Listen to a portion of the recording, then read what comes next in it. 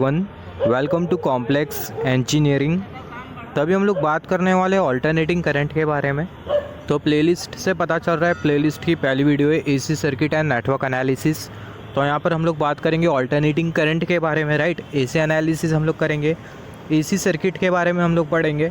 हम लोग कंसिडर करेंगे इंडक्टर, कंसिडर करेंगे रेसिस्टर और कैपेसिटर। उसके थ्रू ऑल्टरनेटिंग करंट फ्लो करवाएंगे और हम लोग देखेंगे कि ऑल्टरनेटिंग करंट फ्लो करवाने की वजह से रेसिस्टर, कैपेसिटर और ये इंडक्टर के वजह से होता क्या है। उसके बाद हम लोग बात करेंगे फेज़र डायग्राम के बारे में, लीडिंग लैगिंग कॉन्सेप्ट के बारे में हम लोग डिस्कशन करेंगे।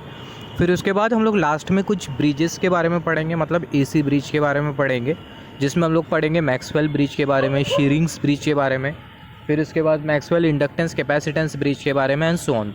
तो सबसे पहले स्टार्ट करते हैं ऑल्टरनेटिंग करंट के एकदम फंडामेंटल से। एसी करंट स्टार्ट करने से पहले मैं आपको थोड़ा बहुत बेसिक इंट्रोडक्शन दे देता हूँ डीसी करंट के बारे में। डीसी करंट में आपने क्या डिस्कशन किया था, यहाँ पर हमने कंसीडर किया ये है कंडक्टर, और ये जो कंडक्टर है इसके अक्रॉस हमने लगा दिया बैटरी। यहाँ पर अगर आप देखो ये जो कंडक्टर है इसका ये जो कंडक्टर है इसका साथ हमने कुछ इस तरीके से लगा दिया बैटरी, राइट। तो बैटरी का बेसिकली आपको दो पोटेंशियल मिलेगा, एक पॉजिटिव पोटेंशियल और एक नेगेटिव पोटेंशियल। सिंपल वर्ड में बोल देता हूँ, आपको पॉजिटिव पोलैरिटी मिलेगी और नेगेटिव पोलैरिटी मिलेगी बैटरी में। तो यहाँ पर आप देखो, यहाँ पर आपको कुछ इस तरीके से पॉजिटिव पोलैरिटी मिल रही है और यहाँ पर कुछ इस तरीके से नेगेटिव पोलैरिटी मिल रही है बैटरी में।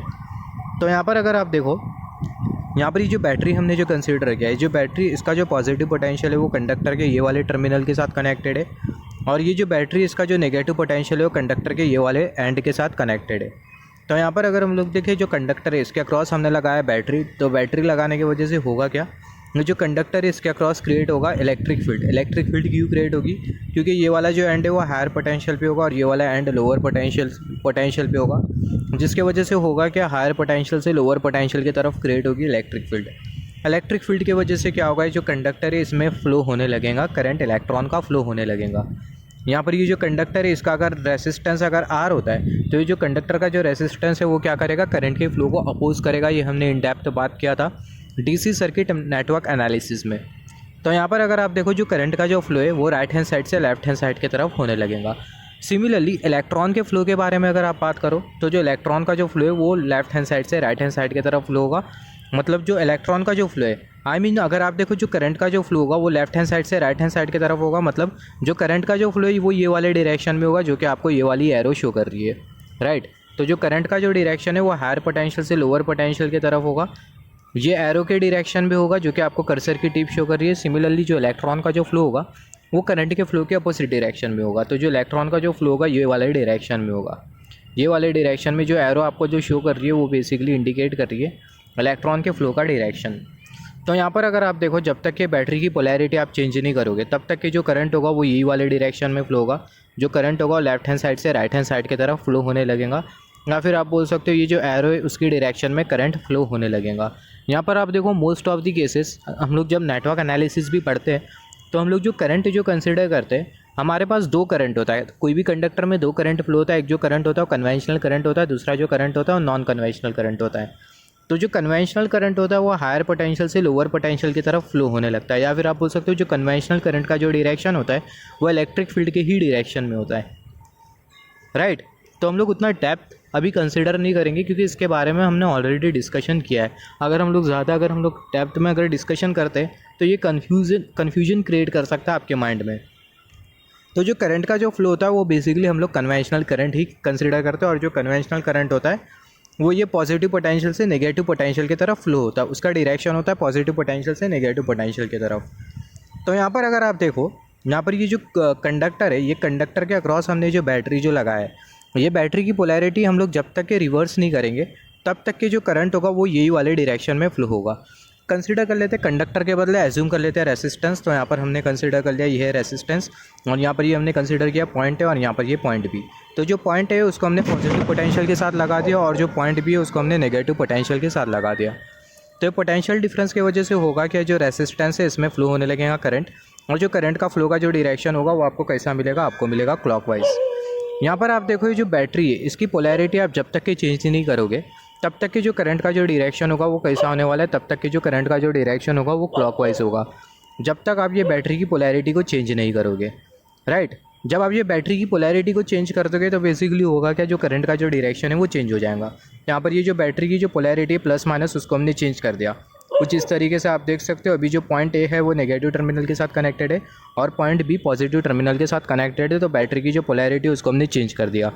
तो बैटरी की पोलैरिटी चेंज करने की वजह से होगा क्या, जो करंट का जो डायरेक्शन है वो भी चेंज हो जाएगा।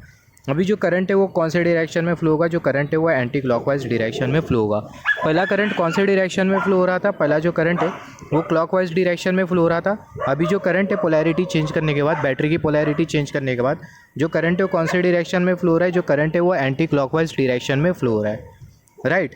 तो यहाँ पर अगर आप देखो, यहाँ पर जो पोलैरिटी चेंज होने की वजह से जो करंट का जो डायरेक्शन है वो क्या हो रहा है, वो चेंज हो रहा है, राइट।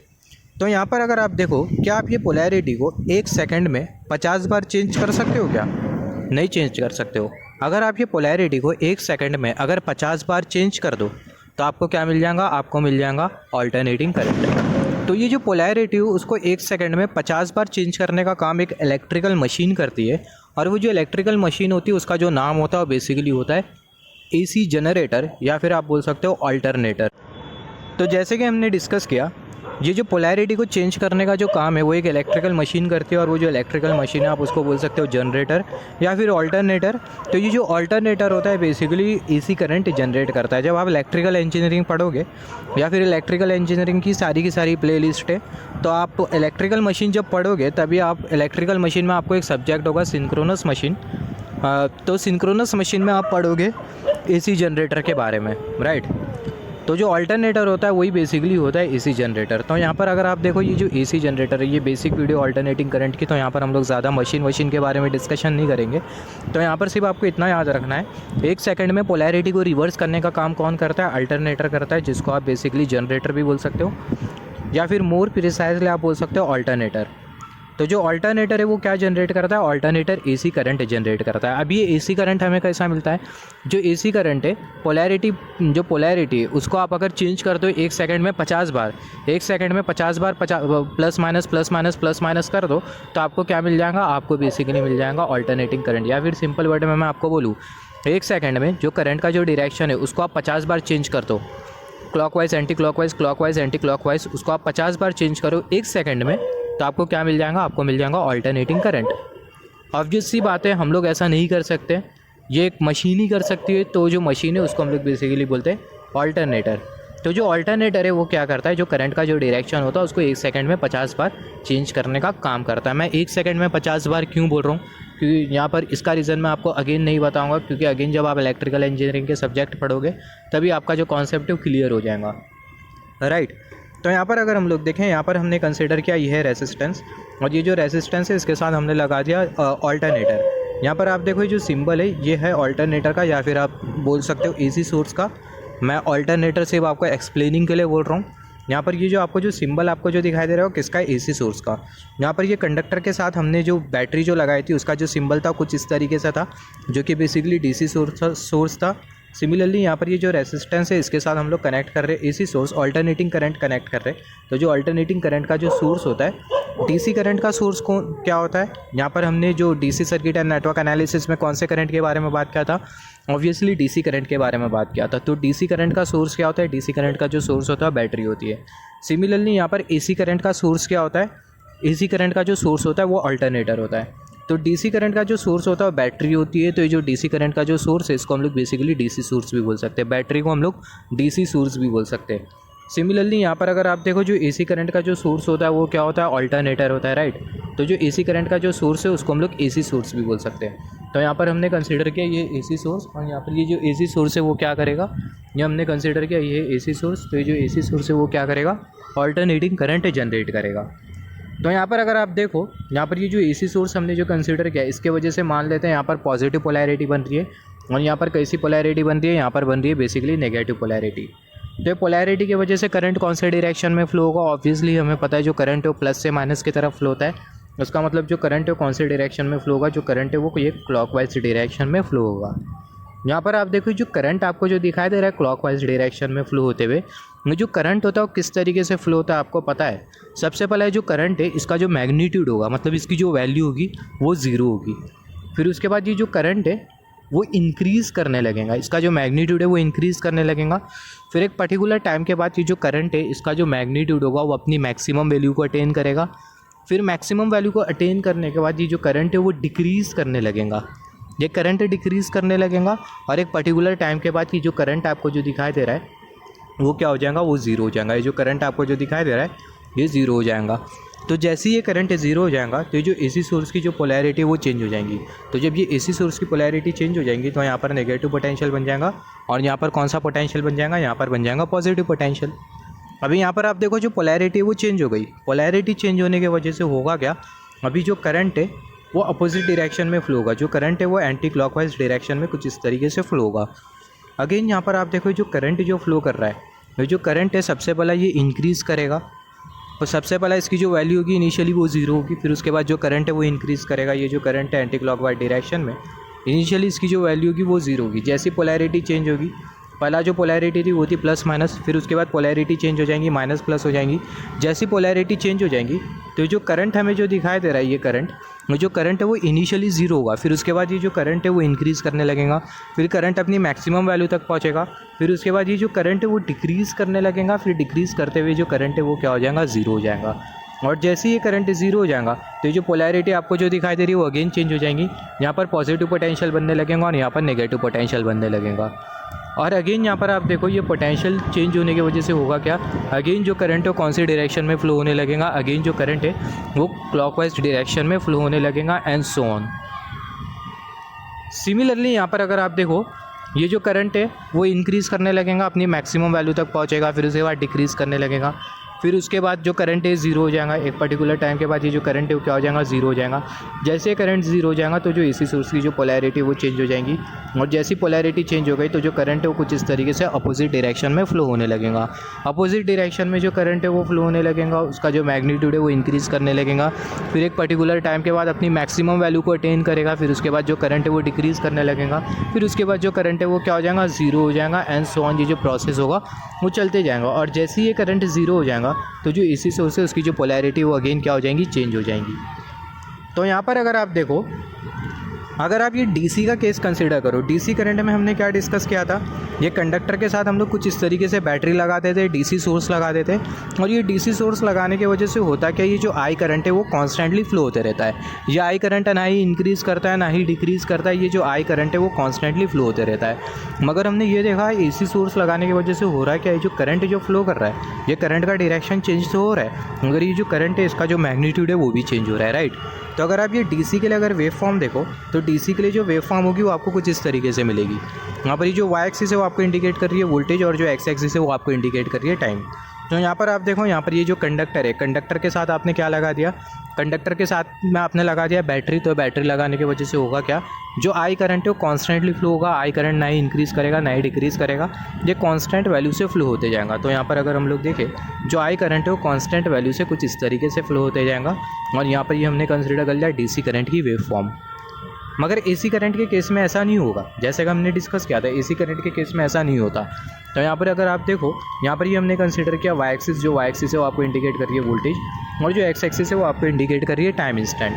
तो यहाँ पर आप देखो, ये जो पोलैरिटी हमने जो कंसिडर किया है, ये पोलैरिटी लगा, ये जो पोलैरिटी है यहाँ पर पॉजिटिव पोटेंशियल और यहाँ पर ये नेगेटिव पोटेंशियल, ये पोलैरिटी की वजह से जो करंट है कौन से डायरेक्शन में फ्लो कर रहा है, जो करंट है वो बेसिकली क्लॉकवाइज डायरेक्शन में फ्लो कर रहा है। तो यहाँ पर ये जो करंट आपको जो दिखाई दे रहा है, ये जो करंट है इनिशियली ये ज़ीरो होगा, फिर उसके बाद इसका जो मैग्नीट्यूड है वो इंक्रीज़ करने लगेगा। तो यहाँ पर हम लोग देख सकते हैं इनिशियली जो करंट है वो कैसा है, वो है ज़ीरो। फिर उसके बाद होगा क्या, जो करंट है उसका मैग्नीट्यूड इंक्रीज़ करेगा।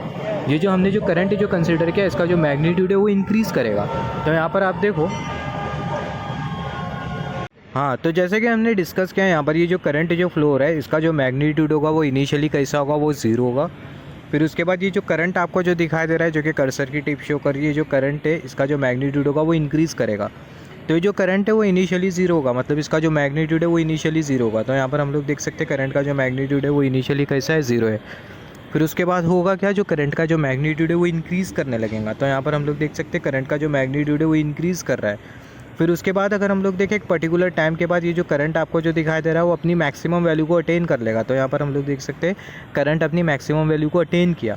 फिर उसके बाद ये जो करंट है अपनी मैक्सिमम वैल्यू को अटेन करने के बाद ये डिक्रीज़ करेगा, तो हम लोग देख सकते हैं जो करंट है कुछ इस तरीके से डिक्रीज़ करते जा रहा है। फिर उसके बाद एक पर्टिकुलर टाइम के बाद ये जो करंट होगा वो क्या हो जाएगा, ज़ीरो हो जाएगा। तो यहाँ पर अगर हम लोग देखें जो करंट है वो क्या हो गया, पूरी तरीके से ज़ीरो हो गया। अभी जैसे वो करंट ज़ीरो हो जाएगा तो जो एसी सोर्स की जो पोलैरिटी है वो क्या हो जाएंगी, चेंज हो जाएंगी। अभी ये पॉइंट ए नेगेटिव पोटेंशियल पे आ जाएगा और जो पॉइंट बी वो पॉजिटिव पोटेंशियल पे आ जाएगा। तो यहाँ पर आप देखो जो करंट का जो डायरेक्शन है वो चेंज हो जाएगा। अभी जो करंट है वो एंटी क्लॉकवाइज डायरेक्शन में फ्लो होगा, जो करंट है वो अपोजिट डायरेक्शन में फ्लो होगा। मगर इनिशियली अपोजिट डायरेक्शन में करंट का जो मैग्नीट्यूड है वो ज़ीरो रहेगा। तो यहाँ पर हम लोग देख सकते हैं करंट का जो मैग्नीट्यूड है वो इनिशियली ज़ीरो है। फिर उसके बाद ये अपोजिट डायरेक्शन में जो करंट है उसका जो मैग्नीट्यूड है वो इंक्रीज़ करेगा। तो यहाँ पर हम लोग देख सकते हैं जो करंट का जो मैग्नीट्यूड है कुछ इस तरीके से इंक्रीज़ कर रहा है। फिर एक पर्टिकुलर टाइम के बाद ये जो करंट है ये अपनी मैक्सिमम वैल्यू को अटेन कर लेगा अपोजिट डायरेक्शन में। तो हम लोग देख सकते हैं जो करंट है पर्टिकुलर पॉइंट पर अपनी मैक्सिमम वैल्यू को अटेन कर लेता है। फिर उसके बाद होगा क्या, ये जो करंट है अपोजिट डायरेक्शन में अपनी मैक्सिमम वैल्यू को अटेन करने के बाद डिक्रीज़ करेगा। तो यहाँ पर हम लोग देख सकते हैं जो करंट है कुछ इस तरीके से डिक्रीज़ करते जा रहा है। फिर उसके बाद डिक्रीज़ करते करते जो करंट है वो क्या हो जाएगा, ज़ीरो हो जाएगा। तो यहाँ पर अगर हम लोग देखें जो करंट है वो क्या हो गया, वो ज़ीरो हो गया। यहाँ पर आप देखो जैसे ये करंट ज़ीरो हो जाएगा तो जो एसी सोर्स है इसकी जो पोलैरिटी वो चेंज हो जाएगी। अभी अगेन ये जो पॉइंट है वो पॉजिटिव पोटेंशियल पे आ जाएंगे, जो पॉइंट है वो नेगेटिव पोटेंशियल पे आ जाएगा। तो कुछ इस तरीके से हमें पोलैरिटी मिलेगी और अगेन जो करंट है वो क्लॉकवाइज डायरेक्शन में फ्लो होने लगेगा। तो क्लॉकवाइज डायरेक्शन में भी जो करंट है उसका जो मैग्नीट्यूड है वो इनिशियली कैसा रहेगा, ज़ीरो रहेगा। तो यहाँ पर हम लोग देख सकते हैं करंट का जो मैग्नीट्यूड है वो इनिशियली ज़ीरो है। फिर उसके बाद आप देखो जो करंट है उसका जो मैग्नीट्यूड है वो इंक्रीज़ करने लगेगा। तो यहाँ पर हम लोग देख सकते हैं करंट का जो मैग्नीट्यूड है वो इंक्रीज़ कर रहा है। फिर उसके बाद ये जो करंट का जो मैग्नीट्यूड है वो अपनी मैक्सिमम वैल्यू को अटेन करेगा। तो यहाँ पर हम लोग देख सकते हैं जो करंट है वो अपनी मैक्सिमम वैल्यू को यहाँ पर अटेन कर लेता है। फिर उसके बाद ये जो करंट है अपनी मैक्सिमम वैल्यू को अटेन किया यहाँ पर हम लोग देख सकते हैं। फिर उसके बाद ये जो करंट है वो क्या होने लगेगा, डिक्रीज़ होने लगेगा। तो यहाँ पर हम लोग देख सकते हैं जो करंट है वो डिक्रीज़ होते जा रहा है। फिर उसके बाद एक पर्टिकुलर टाइम के बाद ये जो करंट है इसका जो मैग्नीट्यूड होगा वो क्या होगा, पूरी तरीके से ज़ीरो हो जाएगा। तो यहाँ पर अगर हम लोग देखें करंट का जो मैग्नीट्यूड है वो पूरी तरीके से क्या हो जाता है, ज़ीरो हो जाता है। अभी करंट का मैग्नीट्यूड जैसे ही पूरी तरीके से ज़ीरो हो गया तो अगेन ये जो एसी सोर्सेज की जो पोलैरिटी होगी वो अपोजिट हो जाएगी। अभी ये पॉइंट नेगेटिव पोटेंशियल पे आ जाएगा, ये पॉइंट पॉजिटिव पोटेंशियल पे आ जाएगा। तो पोलैरिटी अपोजिट होने की वजह से होगा क्या, जो करंट है वो अपोजिट डायरेक्शन में फ्लो होगा। जो करंट है वो कौन सी डायरेक्शन में फ्लो होगा, जो करंट है वो अपोजिट डायरेक्शन में फ्लो होने लगेगा। यहाँ पर हम लोग देख सकते हैं जो अगेन जो करंट है वो अपोजिट डायरेक्शन में फ्लो हो रहा है। फिर उसके बाद ये जो करंट है इसका जो मैग्नीट्यूड होगा वो क्या होगा, वो इंक्रीज़ होगा, राइट, अपोजिट डायरेक्शन में। तो यहाँ पर आप देखो जो करंट है उसका जो मैग्नीट्यूड है वो कुछ इस तरीके से इंक्रीज़ होते जाएगा अपोजिट डायरेक्शन में। हम लोग देख सकते हैं करंट का जो मैग्नीट्यूड है वो इंक्रीज़ करते जा रहा है अपोजिट डायरेक्शन में। फिर उसके बाद होगा क्या, ये जो करंट है वो अपनी मैक्सिमम वैल्यू को अटेन करेगा। तो यहाँ पर हम लोग देख सकते हैं जो करंट है अपनी मैक्सिमम वैल्यू को अटेन किया। जैसे ही करंट अपनी मैक्सिमम वैल्यू को अटेन करेगा तो मैक्सिमम वैल्यू अटेन करने के बाद जो करंट है वो डिक्रीज़ करने लगेगा। जो करंट का जो मैग्नीट्यूड है वो क्या होने लगेगा, डिक्रीज़ करने लगेगा। तो यहाँ पर अभी अगर हम लोग देखें जो करंट का जो मैग्नीट्यूड है वो डिक्रीज़ करने लगेगा। तो यहाँ पर हम लोग देख सकते हैं जो करंट का जो मैग्नीट्यूड है वो कुछ इस तरीके से डिक्रीज़ करने लगेगा। फिर उसके बाद होगा क्या, जो करंट है वो क्या हो जाएगा, ज़ीरो हो जाएगा। जो करंट है वो क्या हो गया, वो ज़ीरो हो गया। अब करंट जैसे ज़ीरो हो गया तो अगेन जो पोलैरिटी होगी वो क्या हो जाएंगी, अपोजिट हो जाएंगी। पोलैरिटी अपोजिट होने की वजह से होगा क्या, ये पहली वाली कंडीशन रिपीट होने लगेंगी, राइट, ये पहली वाली कंडीशन रिपीट होने लगेंगी। एंड ये जो प्रोसेस होगा वो रिपीट होते जाएगा और आपको कुछ इस तरीके से वेव फॉर्म मिलेगी। और ये जो वेव फॉर्म होती है इसको हम लोग बेसिकली बोलते हैं एसी वेव फॉर्म। ये जो वेव फॉर्म है इसको हम लोग बोलते हैं एसी वेव फॉर्म। तो यहाँ पर अगर आप देखो, यहाँ पर ये जो वेव फॉर्म आपको जो दिखाई दे रही है वो रिपीट होते जाएंगी। यहाँ पर ये जो वेव फॉर्म है वो रिपीट होते जाएंगी। यहाँ पर ये जो वेव फॉर्म है इसका ये वाला जो पार्ट आपको जो दिखाई दे रहा है इसको हम लोग बेसिकली बोलते हैं पॉजिटिव हाफ। और जो नीचे वाला जो पार्ट हमें जो दिखाई दे रहा है इसको हम लोग बेसिकली बोलते हैं नेगेटिव हाफ। ये पॉजिटिव हाफ और ये नेगेटिव हाफ दोनों को अगर हम लोग मिलाते तो हमें क्या मिल जाएंगी, हमें मिल जाएंगी वन साइकिल। हमें क्या मिल जाएंगी, हमें मिल जाएंगी वन साइकिल। तो अगर ये पॉजिटिव हाफ और ये नेगेटिव हाफ को मिला दे तो हमें क्या मिलेंगी, हमें मिलेंगी वन वेव साइकिल। तो इसके बारे में हम लोग आगे बात करते हैं एसी एनालिसिस में इन डेप्थ। तो आई होप यहाँ पर आपको समझ गया होगा कि यहाँ पर ये जो करंट होता है इसका जो मैग्नीट्यूड होता है किस तरीके से इंक्रीज़ करता है, डिक्रीज़ करता है, और जो करंट है उसका डायरेक्शन भी चेंज होता है। तो उसके अकॉर्डिंग हमें जो वेव फॉर्म जो मिलती है वो हमें कुछ इस तरीके से मिलती है। तो ये जो वेव फॉर्म है इसको हम लोग बेसिकली बोलते हैं एसी वेव फॉर्म। यहाँ पर अगर आप देखो, यहाँ पर ये जो वेव फॉर्म है वोल्टेज की भी हो सकती है और करंट की भी हो सकती है।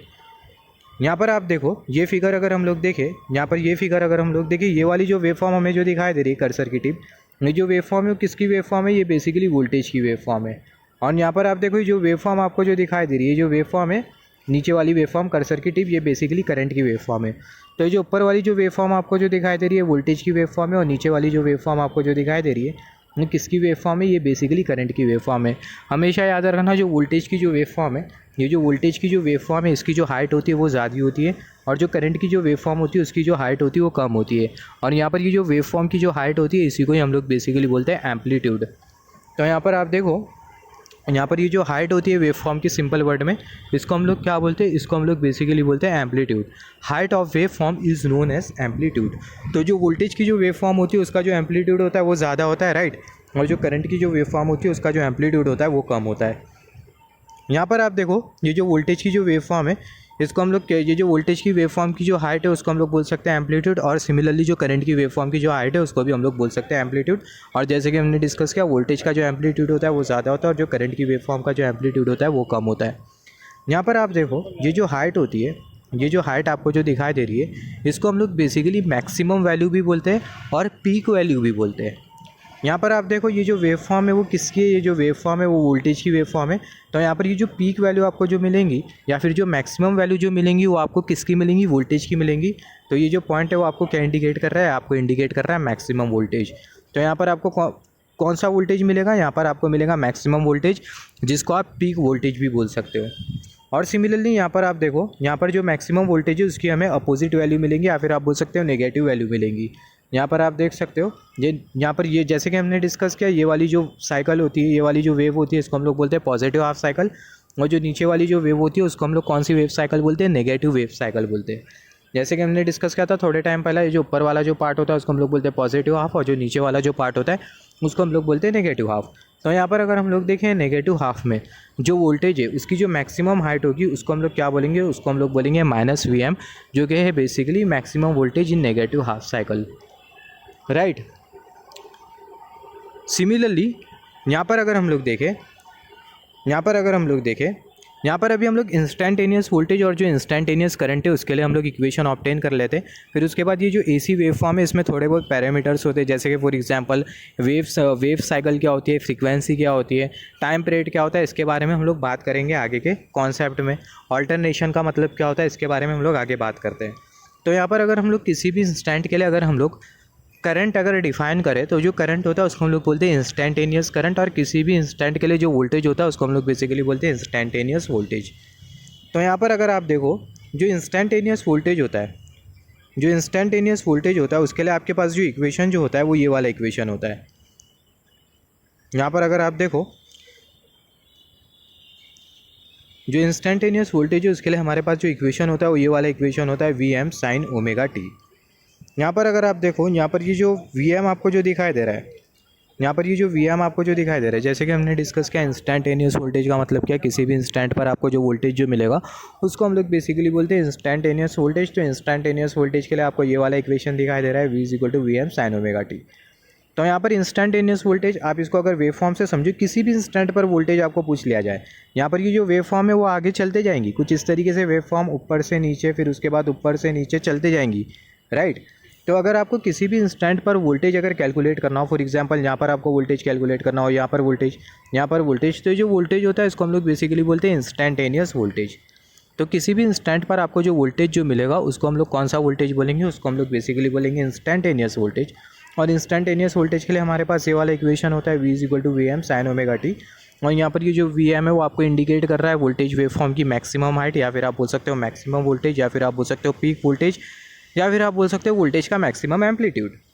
तो ये जो Vm है वो आपको क्या इंडिकेट कर रहा है, मैक्सिमम वोल्टेज। और यहाँ पर ये जो T है वो आपको क्या इंडिकेट कर रहा है, टाइम इंस्टेंट। ये जो एक्स एक्सिस है वो आपको क्या इंडिकेट करती है, टाइम इंस्टेंट। तो ये जो T है वो आपको क्या इंडिकेट कर रहा है, टाइम इंस्टेंट इंडिकेट कर रहा है। यहाँ पर ये जो ओमेगा आपको जो दिखाई दे रहा है वो आपको इंडिकेट कर रहा है एंगुलर वेलोसिटी ऑफ वेव। यहाँ पर आप देखो ये जो वेव जो होती है वो क्या करते जाती है, रिपीट करते जाती है। जैसे कि हमने डिस्कस किया जो वेव है वो रिपीट करते जाती है। तो ये वेव जिस वेलोसिटी के साथ रिपीट करते जाती है वो वेलोसिटी को हम लोग बेसिकली बोलते हैं एंगुलर वेलोसिटी ऑफ वेव। तो जो वेव की जो एंगुलर वेलोसिटी है उसको हम लोग कैसा शो करते हैं, ओमेगा से। जैसे कि हमें पता है जो क्लॉक की जो नीडल है, क्लॉक की जो नीडल होती है वो रिपीट करते जाती है, राइट, बार बार घूमते जाती है, बार बार रिपीट करते जाती है अपने आप को।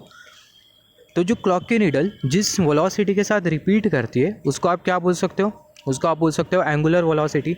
सिमिलरली यहाँ पर ये जो वेव साइकिल होती है वो रिपीट करते जाती है और जिस वेलोसिटी के साथ रिपीट करती है वो वेलोसिटी को हम लोग बेसिकली बोलते हैं एंगुलर वेलोसिटी ऑफ वेव। और जो वेव की जो एंगुलर वेलोसिटी होती है उसको हम लोग शो करते हैं ओमेगा से। तो यहाँ पर अगर हम लोग देखें, यहाँ पर ये इक्वेशन हमने कंसिडर किया इंस्टेंटेनियस वोल्टेज के लिए। सिमिलरली अगर हम लोग इंस्टेंटेनियस करंट के लिए अगर इक्वेशन कंसिडर करें तो हमें क्या मिल जाएगा, हमें मिल जाएगा I is equal to V by R as per the Ohm's law. तो यहाँ पर ये जो V है इसके जगह आप क्या पुट कर सकते हो, V M sine omega T. तो यहाँ पर ये V M sine omega t और ये जो R आपको जो दिखाई दे रहा है उसको हमने डिनोमिनेटर में कंसिडर किया। यहाँ पर आप देखो फर्दर आप इसको लिख सकते हो अरेंज करके V M upon R sine omega t. यहाँ पर ये I किसके बराबर में, वो इसके बराबर में, तो ये वाला पूरा जो टर्म है उसको हमने यहाँ पर लिखा और ये जो I है उसको हमने यहाँ पर लिखा V M upon R sine omega t. यहाँ पर अगर आप देखो आप इसको फर्दर लिख सकते हो, जो वी एम आपको जो दिखाई दे रहा है जो कि है मैक्सिमम वोल्टेज, तो ये जो मैक्सिमम वोल्टेज है बराबर में रहेगा maximum current upon resistance R. तो ये वी एम की जगह आप क्या पुट कर सकते हो, आप पुट कर सकते हो आई एम अपॉन आर। तो आपको मिल जाएगा आई एम अपॉन आर और जो डिनोमिनेटर वाला जो आर है उसको हमने यहाँ पर कंसिडर किया। यहाँ से आर कैंसिल हो जाएगा, यहाँ से आर कैंसिल हो जाएगा, आपको क्या मिल जाएगा, आपको मिल जाएगा I is equal to I M sine omega T. तो I is equal to I M sine omega T, ये आपको मिल गया इक्वेशन किसके लिए, इंस्टेंटेनियस करंट के लिए। सिमिलरली अगर आप इंस्टेंटेनियस वोल्टेज के लिए अगर आप इक्वेशन कंसिडर करो तो आपके पास इक्वेशन कौन सा है, V is equal to V M sine omega T. तो ये इंस्टेंटेनियस वोल्टेज और इंस्टेंटेनियस करंट के लिए क्या है, इक्वेशन है। सिमिलरली यहाँ पर अभी हम लोग बात कर लेते हैं थोड़ा बहुत फेजर डायग्राम के बारे में। यहाँ पर अगर आप देखो, यहाँ पर ये जो वेव फॉर्म है जैसे कि हमने डिस्कस किया, ये जो वेव फॉर्म है वो अपने आप को क्या करते जाती है, रिपीट करते जाती है, ऊपर से नीचे ऊपर से नीचे ये वेव फॉर्म अपने आप को रिपीट करते जाती है। तो जो वेव फॉर्म का जो रिपीटेशन है आप इसको शो कर सकते हो एक रोटेटिंग वेक्टर के हेल्प से, और वो जो रोटेटिंग वेक्टर होता है उसको हम लोग बोलते हैं फेज़र। तो फेज़र के बारे में बात कर लेते हैं और ये जो वेव फॉर्म है इसके बारे में हम लोग थोड़ा और डिटेल में एनालिसिस कर लेते हैं। तो यहाँ पर अभी अगर हम लोग देखें साइन वेव के बारे में थोड़ा और डिटेल एनालिसिस कर लेते हैं। तो यहाँ पर अगर हम लोग देखें, यहाँ पर हमने कंसिडर किया ये है साइन वेव। तो जो साइन वेव है यहाँ पर ये जो वेव फॉर्म आपको जो दिखाई दे रही है, वेव फॉर्म को हम लोग बेसिकली बोलते हैं साइन वेव। यहाँ पर साइन वेव बोल सकते हो आप, या फिर आप बोल सकते हो साइनसॉइडल वेव फॉर्म, राइट। तो यहाँ पर अगर आप देखो, यहाँ पर जब आप सिंगल फेस सिस्टम कंसिडर करोगे या फिर single phase AC source consider करोगे तो आपको जो साइन वेव होगी वो कुछ इस तरीके से मिलेगी। मगर आपका सिस्टम अगर 3 फेस सिस्टम है तो जो साइन वेव है वो आपको कुछ इस तरीके से मिलेगी। 3 फेस सिस्टम या फिर आप बोल सकते हो पॉलीफेस सिस्टम में जो साइन वेव है वो आपको कुछ इस तरीके से मिलेगी। अगेन ये पॉलीफेस सिस्टम क्या होता है इसके बारे में आप पढ़ोगे in depth in electrical engineering concept. तो यहाँ पर अगर आपके पास 3 फेस सिस्टम है तो जो आपको जो साइन वेव है वो आपको कुछ इस तरीके से मिलेगी। यहाँ पर अगर आप देखो, यहाँ पर ये जो आपने जो साइन वेव जो कंसिडर किया है, जिस साइन वेव के साथ आप कंसिडर कर सकते हो एंगल। यहाँ पर सबसे पहले साइन वेव का जो बेसिक जो टर्म है उसके बारे में बात कर लेते हैं, फिर उसके बाद बात करेंगे फेज़र के बारे में। यहाँ पर आप देखो ये जो पार्ट होता है इसको हम लोग क्या बोलते हैं, इसको हम लोग बोलते हैं पॉजिटिव हाफ। साइन वेव समझना बहुत इंपॉर्टेंट है। अगर आपको आगे के कॉन्सेप्ट अगर समझना है, AC through inductor, AC through capacitor, series RLC, parallel RLC, तो साइन वेव का कॉन्सेप्ट आपका बहुत अच्छी तरीके से क्लियर होना चाहिए। तो यहाँ पर ये हमने कंसिडर किया ये है पॉजिटिव हाफ, और यहाँ पर ये जो हमने कंसिडर किया ये है नेगेटिव हाफ। यहाँ पर ये पॉजिटिव हाफ साइकिल हम लोग इसको बोलते हैं, और ये जो नीचे आपको जो दिखाई दे रहा है उसको हम लोग बेसिकली बोलते हैं नेगेटिव हाफ साइकिल। ऊपर वाली जो वेव है वो पॉजिटिव हाफ साइकिल है, नीचे वाली जो वेव है वो है नेगेटिव हाफ साइकिल। यहाँ पर आप देखो एक पॉजिटिव हाफ और ये नेगेटिव हाफ, एक पॉजिटिव हाफ और एक नेगेटिव हाफ को आप मिला दो तो आपको क्या मिलेंगी, आपको मिलेंगी 1 वेव साइकिल, जिसको आप सिंपल वर्ड में बोल सकते हो 1 साइकिल। तो यहाँ पर आप देखो एक बार पॉजिटिव हाफ और नेगेटिव हाफ तो आपको मिली 1 साइकिल, पॉजिटिव हाफ और नेगेटिव हाफ आपको मिली 2 cycle, positive half negative half आपको मिली 3 साइकिल, राइट। तो 1 साइकिल में आपको कितना पॉजिटिव हाफ और नेगेटिव हाफ मिलता है, एक साइकिल में आपको एक पॉजिटिव हाफ मिलता है और एक नेगेटिव हाफ मिलता है, और एक जो पॉजिटिव हाफ और जो नेगेटिव हाफ होता है उसी को हम लोग बेसिकली बोलते हैं 1 साइकिल। सिमिलरली यहाँ पर हम लोग बात कर लेते हैं फ्रीक्वेंसी का मतलब क्या होता है। फ्रीक्वेंसी का मतलब क्या होता है, और हमने इंस्टेंटेनियस वोल्टेज और करंट के बारे में डिस्कस किया। इंस्टेंटेनियस वैल्यू का मतलब जो इंस्टेंटेनियस वोल्टेज और जो इंस्टेंटेनियस करंट होता है उसी को ही हम लोग बेसिकली बोलते हैं इंस्टेंटेनियस वैल्यू। टाइम पीरियड के बारे में बात कर लेते हैं और साइकिल के बारे में बात कर लेते हैं। तो जैसे कि हमने डिस्कस किया साइकिल का मतलब भी क्या होता है, एक पॉजिटिव हाफ और नेगेटिव हाफ उसको आप अगर मिला दो तो आपको क्या मिल जाएगा, आपको मिल जाएगा 1 साइकिल। अभी सिमिलरली बात कर लेते हैं टाइम पीरियड के बारे में भी। टाइम पीरियड का मतलब क्या होता है, यहाँ पर आप देखो ये पॉजिटिव हाफ और ये नेगेटिव हाफ को कंप्लीट करने के लिए जो टाइम लग रहा है उसको हम लोग बेसिकली बोलते हैं टाइम पीरियड। यहाँ पर आप ऐसा भी बोल सकते हो ये पॉजिटिव हाफ से लेकर ये पूरा नेगेटिव हाफ तक के जो टाइम लग रहा है उसको हम लोग बेसिकली बोलते हैं टाइम पीरियड। यहाँ पर अगर आप देखो ये पॉजिटिव हाफ से लेकर ये नेगेटिव हाफ तक का टाइम अगर ज़्यादा होता है 2 सेकंड में, अगर ये पॉजिटिव हाफ और ये नेगेटिव हाफ बन रहा है तो इसका मतलब क्या है, जो टाइम पीरियड है वो ज़्यादा है। मतलब अगर ज़्यादा टाइम लग रहा है ये पूरा पॉजिटिव हाफ और नेगेटिव हाफ बनने के लिए, तो जो टाइम पीरियड है वो कैसा है, वो ज़्यादा है। सिमिलरली अगर कम टाइम में ये पॉजिटिव हाफ और नेगेटिव हाफ बन जा रहा है तो इसका मतलब क्या है, जो टाइम पीरियड है वो क्या है, वो है कम। तो टाइम पीरियड का मतलब क्या, एक पॉजिटिव हाफ और नेगेटिव हाफ बनने में जो टाइम जो लग रहा है उसी को ही हम लोग बेसिकली बोलते हैं टाइम पीरियड। मान लेते हैं एक पॉजिटिव हाफ और नेगेटिव हाफ बनने के लिए 2 सेकंड लग रहा है और दूसरे केस में एक पॉजिटिव हाफ और नेगेटिव हाफ बनने के लिए 1 सेकंड लग रहा है। तो दोनों में से कौन से केस में टाइम पीरियड कम है? तो अगर हम लोग देखें दूसरे वाले केस में जो टाइम पीरियड है वो कम है, क्योंकि 1 सेकंड लग रहा है पॉजिटिव हाफ और नेगेटिव हाफ को बनने के लिए। तो टाइम पीरियड का मतलब क्या है, पॉजिटिव हाफ और ये नेगेटिव हाफ को बनने के लिए जो टाइम जो लगता है उसको हम लोग बेसिकली बोलते हैं टाइम पीरियड। यहाँ पर हमने टाइम पीरियड के बारे में बात किया। सिमिलरली बात कर लेते हैं फ्रीक्वेंसी के बारे में। फ्रीक्वेंसी का मतलब 1 सेकंड में हमें ऐसे कितने पॉजिटिव हाफ और नेगेटिव हाफ मिल रहे हैं, या फिर आप ऐसा भी बोल सकते हो कि 1 सेकंड में आपको कितने साइकिल्स मिल रहे हैं। अगर 1 सेकंड में अगर आपको ज़्यादा से ज़्यादा वेव साइकिल मिल रहे, इसका मतलब जो फ्रीक्वेंसी है वो ज़्यादा है। और 1 सेकंड में अगर आपको कम से कम वेव साइकिल मिल रही है, इसका मतलब जो फ्रीक्वेंसी है वो कैसी है, वो कम है, राइट। और जो फ्रीक्वेंसी होती है वो इन्वर्सली प्रोपोर्शनल होती है टाइम पीरियड के साथ। अगर टाइम पीरियड अगर ज़्यादा होगा तो जो फ्रीक्वेंसी है वो कम होगी, और टाइम पीरियड अगर कम होगा तो जो फ्रीक्वेंसी है वो ज़्यादा होगी।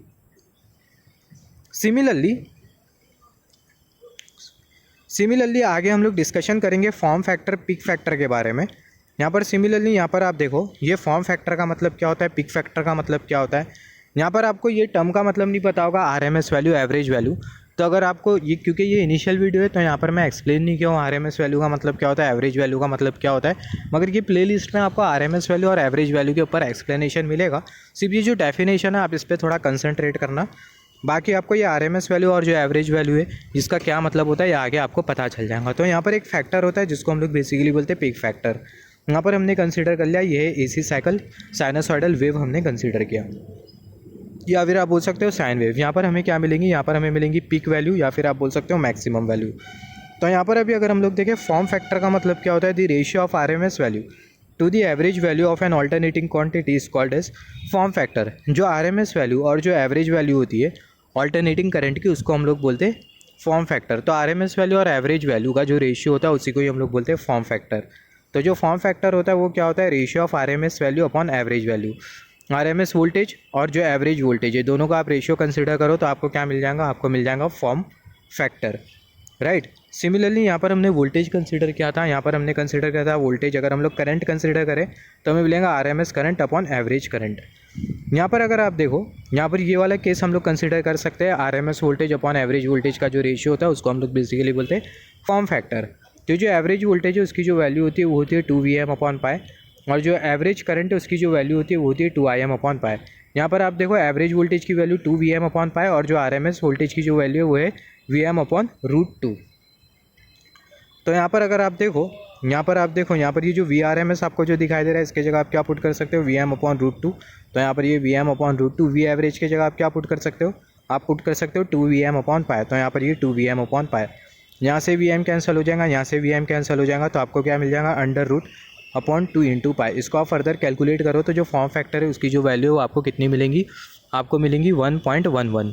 तो यहाँ पर अगर आप देखो यहाँ से आपने फॉर्म फैक्टर से क्या समझा, जो फॉर्म फैक्टर होता है RMS वोल्टेज और एवरेज वोल्टेज दोनों का जो रेशियो होता है उसी को ही हम लोग बेसिकली बोलते हैं फॉर्म फैक्टर। और जो फॉर्म फैक्टर होता है उसकी जो वैल्यू होती है वो कितनी होती है, वो होती है 1.11। सिमिलरली बात कर लेते हैं पिक फैक्टर के बारे में। पिक फैक्टर क्या है, पिक फैक्टर यहाँ पर अगर हम लोग देखें, peak factor is a ratio of maximum value to RMS value of an alternating quantity is called as peak factor. मतलब जो मैक्सिमम वैल्यू और जो RMS वैल्यू उसका जो रेशियो होता है उसी को ही हम लोग बेसिकली बोलते हैं पिक फैक्टर।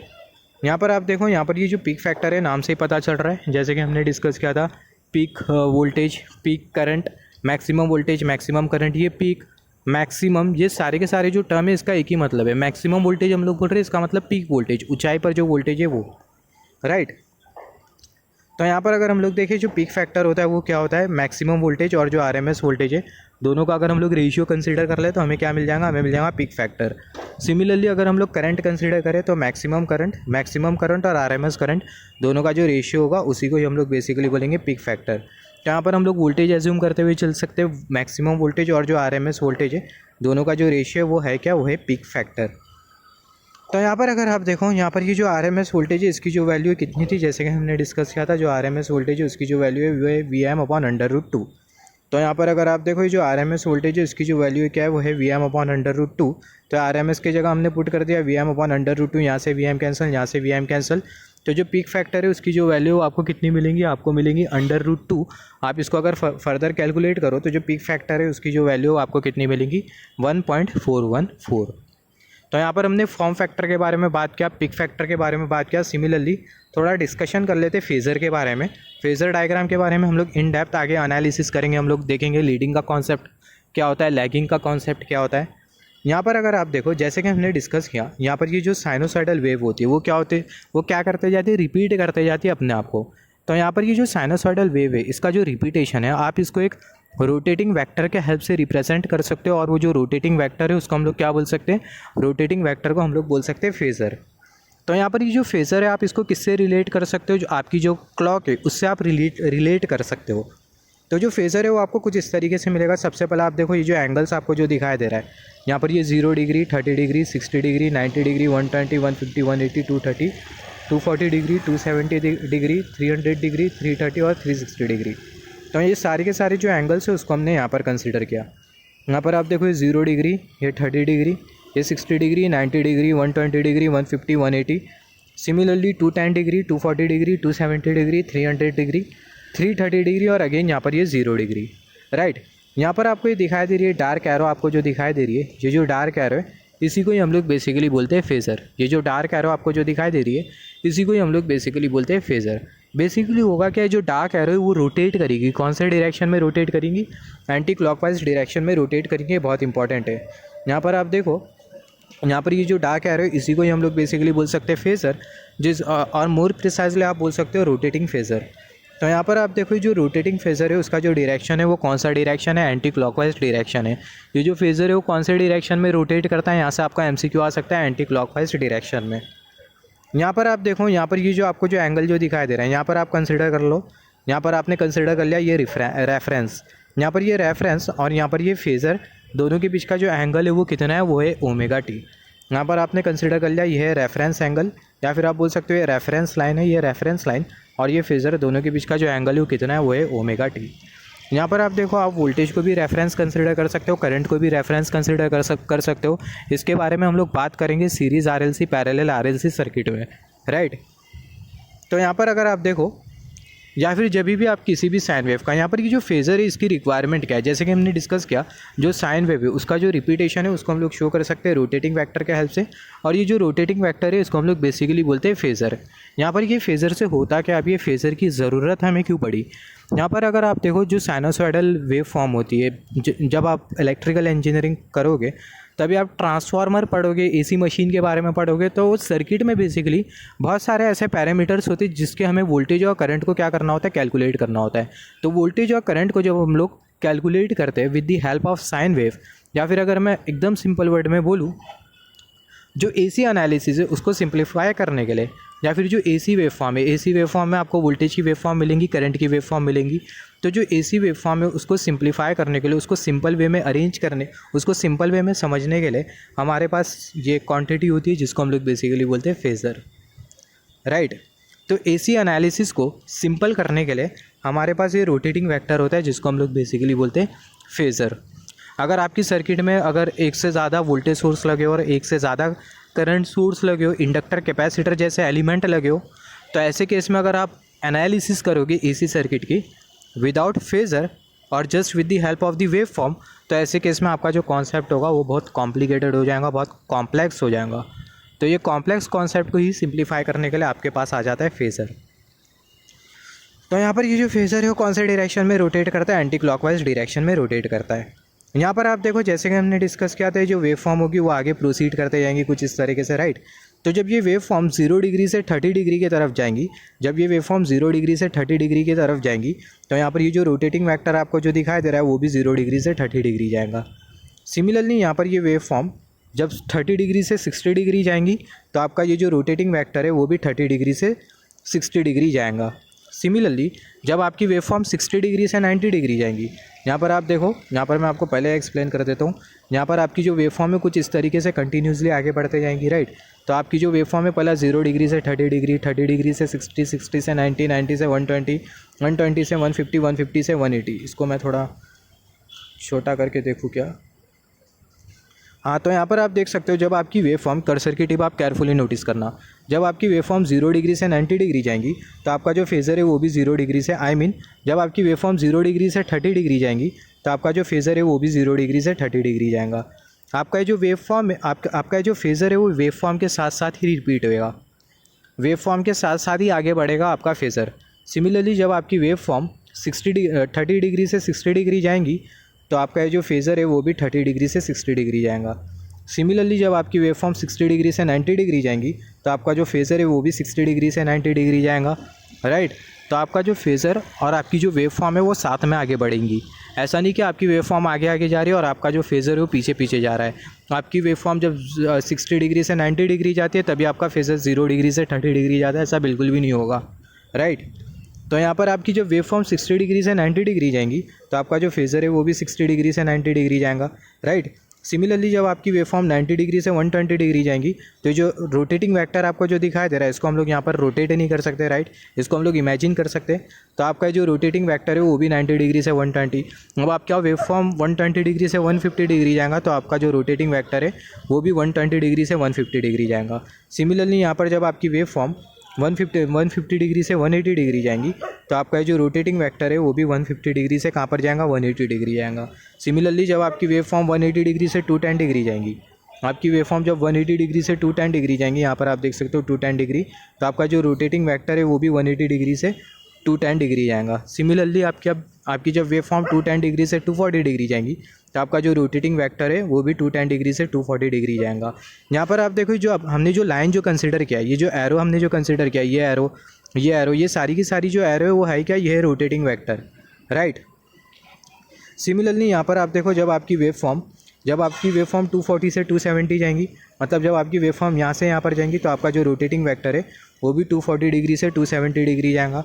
जब आपकी वेव फॉर्म 270 डिग्री से 300 जाएंगी तो आपका जो रोटेटिंग वेक्टर है वो भी 270 डिग्री से 300 डिग्री जाएगा, एंड सो ऑन। तो कुछ इस तरीके से आपका जो रोटेटिंग वेक्टर है या फिर आप बोल सकते हो आपका जो फेज़र है वो रिपीट करते जाएगा along with the wave form. तो जैसी जैसी वेव फॉर्म का प्रोपगेशन आगे होते जाएगा तो वैसी वैसी आपका जो रोटेटिंग वेक्टर है वो भी रोटेट होते जाएगा। तो इसी को ही हम लोग बेसिकली बोलते हैं फेज़र। और ये बहुत इंपॉर्टेंट है, जो फेज़र है वो कौन से डायरेक्शन में रोटेट करता है। जो फेज़र है, फेज़र के बारे में अगर आपको अभी भी नहीं समझाओ तो नो प्रॉब्लम, इसके बारे में हम लोग फिर से डिस्कशन करेंगे, इन डेप्थ डिस्कशन करेंगे, आपको तभी बहुत अच्छी तरीके से समझ में आ जाएगा फेज़र का कॉन्सेप्ट। तो इसी को ही हम लोग बोलते हैं फेज़र। और जो फेज़र है वो कौन से डायरेक्शन में रोटेट करता है, एंटी क्लॉकवाइज डायरेक्शन में रोटेट करता है, वेरी इंपॉर्टेंट।